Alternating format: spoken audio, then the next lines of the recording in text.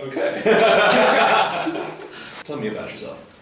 Well, I grew up in a really, really small town in southern Nebraska, 60 people in the town besides my family.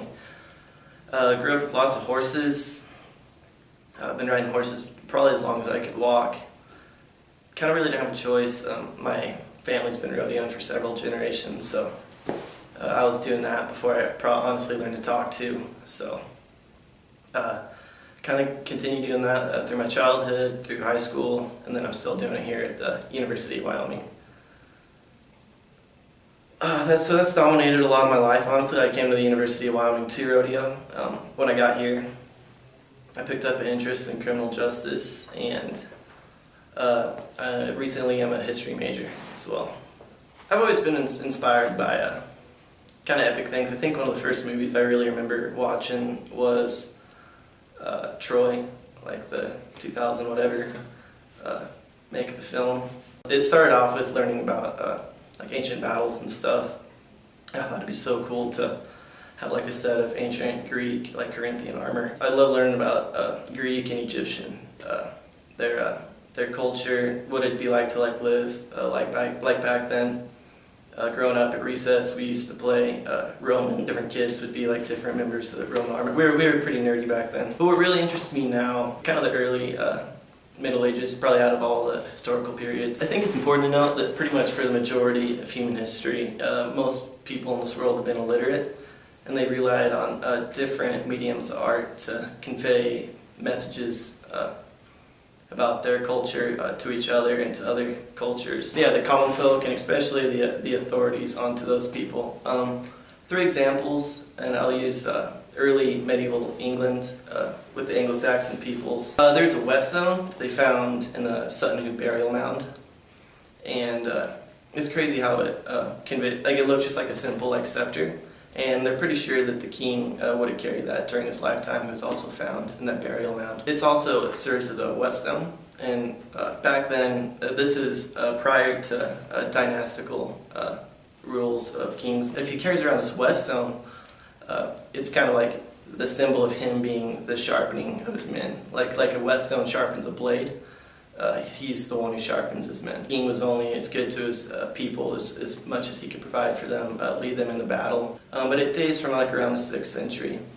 And so this is about the same time that Christianity was being brought into the islands of Britain. Even though those people still might have been baptized and practiced Christianity, they still carried a lot of their pagan backgrounds and ancestry into their art and into their daily lives. In that same burial mound, in the same hoard they found, was a helmet, like a really ornate helmet, and really similar helmets are described as worn by Beowulf and his men. And what's really interesting about the helmet is that they've had to recreate it over the years, but with the most recent replica they realized that the right eyes of the helmet in a hall, like a hall setting or keep setting, where it would have only been lit by a fire, the left eye is significantly dimmer when looking at the wearer of the helmet than the right eye. So even though it was a Christian king that was found in the burial mound, that missing the left eye could have made him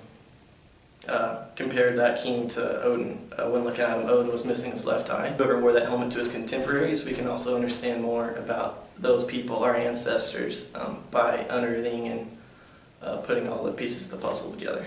Only because of the works of art that have been passed down and works of literature that have been passed down and rewritten and translated over time that we even have any idea about our forefathers, our ancestors. Yeah, just as important it was to them to understand their societies and civilizations, it's equally important to us to get a grasp of how our ancestors and the people that came before us lived their lives and where they settled and timelines and stuff. So I think all the modern recreations, fictional, non-fictional,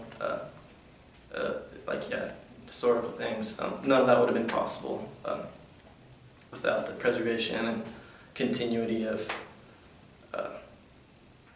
art from antiquity, from medieval times, from ancient times.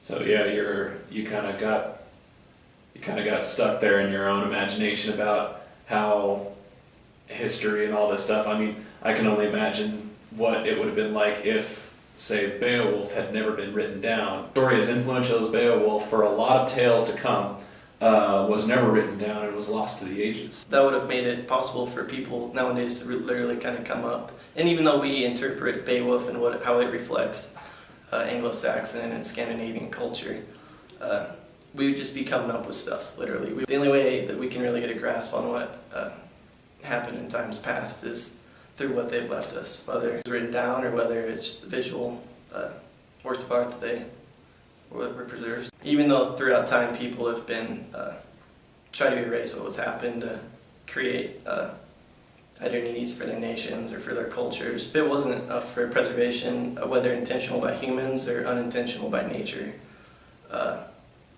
it would like deeply affect our cultures, our politics. I think modern governments in the modern era would have been a lot more free to recreate their nation's history as they saw fit.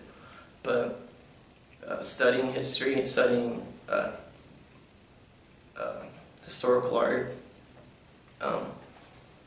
we're able to piece together what our ancestors did and learn from their merits and from their mistakes. So, Yeah, kind of learning the details to fill in all the blocks in the general knowledge, right?